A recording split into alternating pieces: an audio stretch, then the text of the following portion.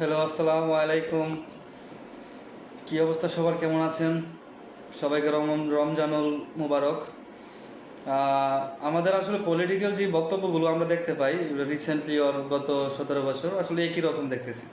So এগুলো change হওয়া উচিত, আই থিঙ্ক। আমাদের পলিটিক্যাল পার্সন যারা আছেন, শ্রদ্ধেয় যারা পলিটিক্যাল পার্সন আছেন আমাদের সমাজে কিংবা আমাদের আশেপাশে, তারা এখন একটা ভুল করছেন।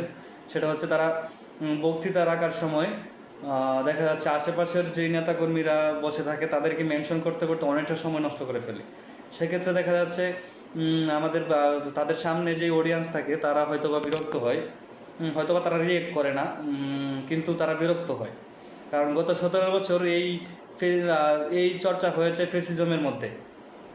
তারা চর্চা করেছে গত 17 বছর বঙ্গবন্ধুকে নিয়ে লং টাইমে 2 মিনিট 3 মিনিট 5 মিনিট একই রাশের বক্তব্য দিয়ে আসছে, যেটা আসলে বিরক্তির কারণ।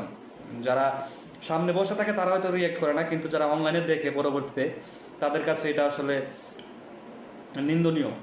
যারা ইয়ং জেনারেশন তারা ভাবে যে কি, মানে গত 17 বছর আমি সেম থিংয়ে দেখে আসছি, এখনও সেম থিং দেখতেছি।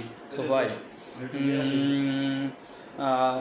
তাই এগুলো চেঞ্জ হওয়া উচিত। আমাদের যারা নেতৃবৃন্দ আছেন, পলিটিক্যাল পার্সন যারা আছেন, তাদের উদ্দেশ্যে বলতেছি যে আপনারা আপনাদের বক্তৃতাতে জনগণকে মেনশন করুন। আপনার আশেপাশে যারা আছেন নেতৃবৃন্দ আছে তাদেরকে আপনি এক বাক্যে মেনশন করে দিন, দ্যাটস ইট। আপনি এক বাক্যে বলতে পারেন যে উপস্থিত শ্রদ্ধেয় নেতৃবৃন্দ আসসালামু আলাইকুম, দ্যাটস ইট।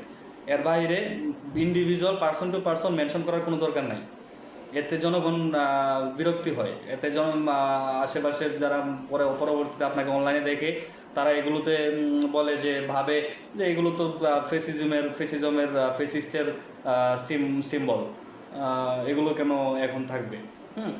সো আপনি ডিরেক্ট বক্তৃতা রাখার সময় মাইক্রোফোন হাতে নিয়ে ডিরেক্ট জনগণের উদ্দেশ্যে বয়ান দিবেন যে আসসালামু আলাইকুম টু জনগণ, আপনারা কেমন আছেন? আপনাদের উদ্দেশ্যে আমি কিছু কথা বলতে চাই, আমি এটা করতে চাই, ওটা করতে চাই, আমি আপনাদের হয়ে কাজ করতে চাই। হ্যাঁ, আমি কিছুই না, আপনারাই সব কিছু, এগুলো বলবেন। আশেপাশের নেতৃবৃন্দের আপনারাই এক বাক্যে মেনশন করে দিবেন। ওকে, আশা করি সবাই ব্যাপারটা বুঝতে পারছেন। Thank you.